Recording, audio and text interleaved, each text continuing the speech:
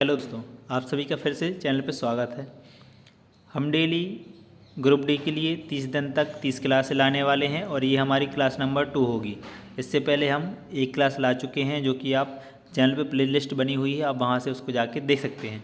हम 30 दिनों तक 30 क्लासें करेंगे, जिसमें हम पिछले साल या उसके और पिछले साल ग्रुप डी में जो भी क्वेश्चन आए थे, NTPC में आए थे, वो साइंस के हम रिपीटेड क्वेश्चन करने वाले हैं। और इन्हीं क्वेश्चन में से आपको आगे जो ग्रुप डी का एग्ज़ाम होने वाला है उसमें क्वेश्चन देखने को हूबहू मिलेंगे। तो चलिए वीडियो स्टार्ट करते हैं। पहला क्वेश्चन है हमारा, ध्वनि की माप की यूनिट क्या है? तो राइट आंसर हो जाएगा जो डेसिबल है, ये ध्वनि की माप की यूनिट है। अगला क्वेश्चन है, ध्वनि प्रदूषण को खाली स्थान के पदों के अनुसार मापा जाता है।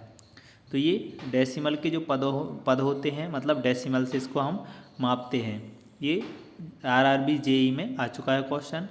ये सारे क्वेश्चन ही ग्रुप डी में रिपीट होते हैं या NTPC में रिपीट होते हैं। अगला क्वेश्चन है, SI प्रणाली में प्रतिबल की माप इकाई है। तो राइट आंसर हो जाएगा ऑप्शन नंबर सी, न्यूटन प्रति मीटर स्क्वायर। अगला क्वेश्चन है, निम्न को मिलान कीजिए। जो चुंबकीय फ्लक्स है, इसकी जो इकाई होती है वो टेस्ला होती है, तो ए वाले से मिला देंगे। स्वप्रेरण की इकाई होती है जो होती है हमारी हेनरी, तो सी से मिलाएंगे। और चुंबकीय फ्लक्स की जो इकाई होती है वो होती है वेबर, तो बी से मिला देंगे। तो इस प्रकार हमारा ऑप्शन नंबर डी इसका राइट आंसर हो जाएगा। अगला क्वेश्चन है, अपवर्तनांक का मात्रक क्या है? तो ऑप्शन नंबर सी, जो अपवर्तनांक है इसका कोई मात्रक नहीं होता, तो ऑप्शन नंबर सी हमारा राइट आंसर हो जाएगा। अगला है, निम्नलिखित में से किसे जूल में मापा जाता है? तो जो हमारी ऊर्जा है इसे हम जूल में मापते हैं।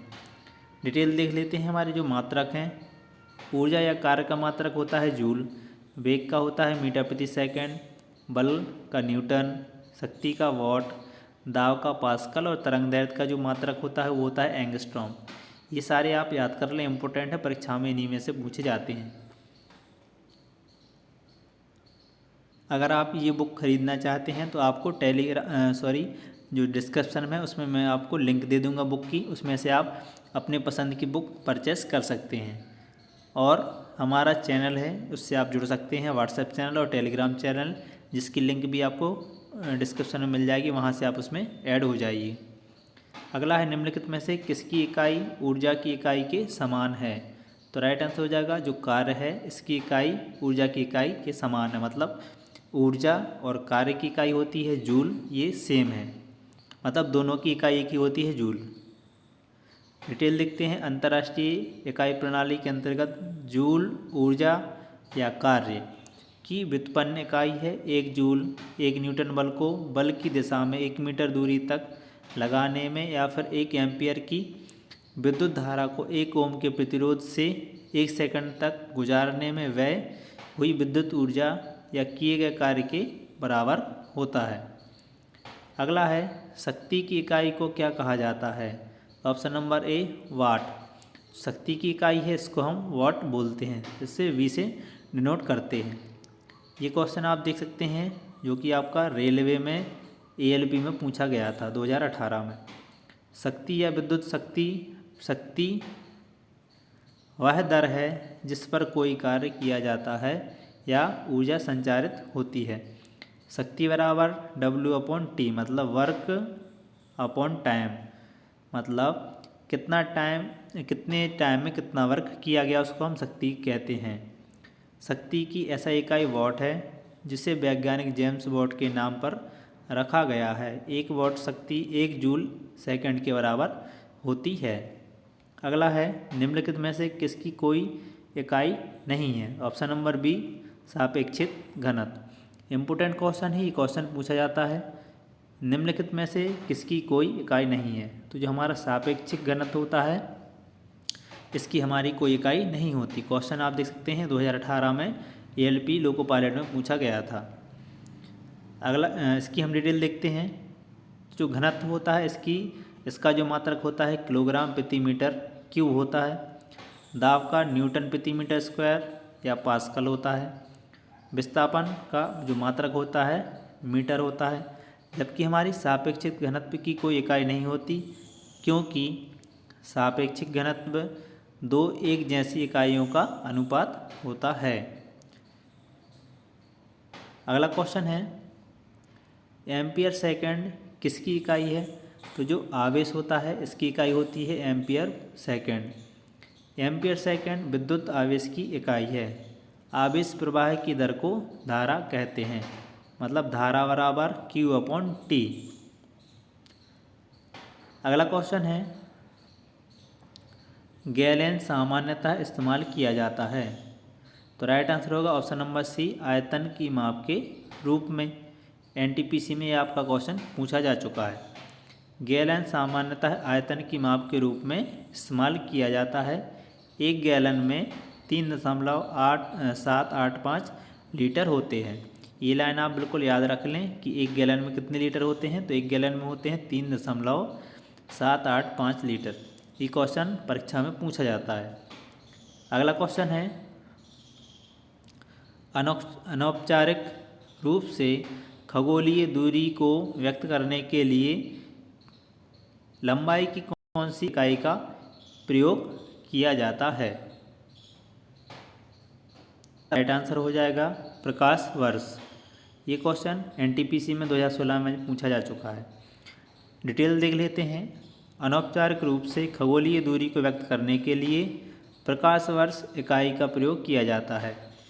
अंतर्राष्ट्रीय खगोलीय संघ के अनुसार प्रकाश वर्ष वह दूरी है जो प्रकाश द्वारा निर्वात में एक वर्ष में तय की जाती है।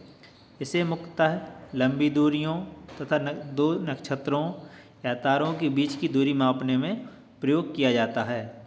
एक प्रकाश वर्ष बराबर 9.46 × 10⁻15 मीटर होता है।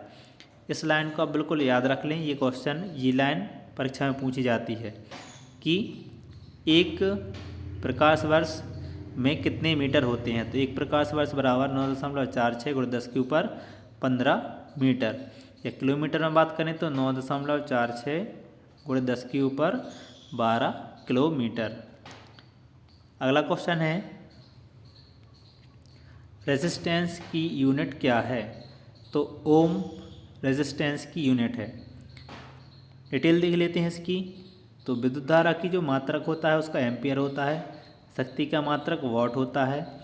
प्रतिरोध या रेजिस्टेंस का मात्रक ओम होता है और विभवांतर का मात्रक वोल्ट होता है। अगला क्वेश्चन आप देख सकते हैं कितना आयामी है। ये 2000 इतने सारे एग्ज़ाम में पूछा जा चुका है। आरआरबी एनटीपीसी 2021, फिर एनटीपीसी 2016, ग्रुप डी में 2018 में कितने बार आप देख सकते हैं रिपीट हुआ है। क्वेश्चन काफ़ी आईएमपी है। क्वेश्चन है, दबाव की ऐसा इकाई क्या है?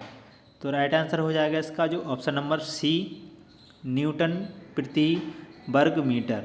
न्यूटन प्रति वर्ग मीटर दबाव की ऐसा इकाई है। क्वेश्चन आईएमपी है, आप इसको याद रखें। अगला क्वेश्चन है पृथ्वी से लेकर सूर्य तक की अनुमानित दूरी की लंबाई की यूनिट है। तो राइट आंसर हो जाएगा एस्ट्रोनॉमिकल यूनिट। जो पृथ्वी है और सूर्य के बीच की दूरी को हम एस्ट्रोनॉमिकल यूनिट के द्वारा नापते हैं। डिटेल देख लेते हैं।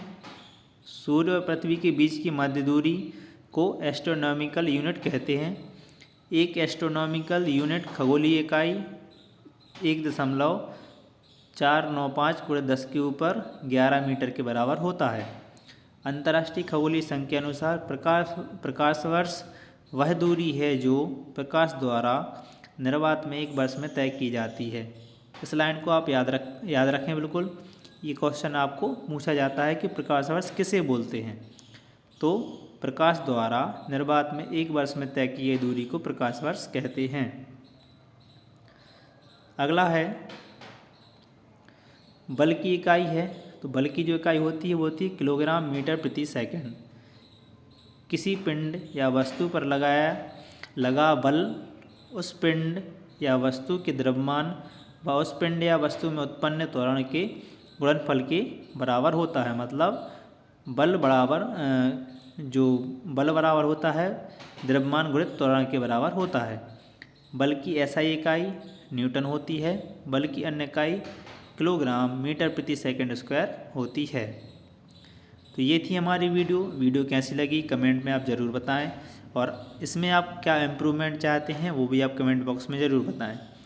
अगली हम तीसरी क्लास में अगले वीडियो में हम कल फिर मिलेंगे, जिसमें हम डे 3 होगा, जिसमें हम फिर से क्वेश्चन डिस्कस करेंगे। तो चलिए अगले वीडियो में फिर मिलेंगे, तब तक के लिए जय हिंद,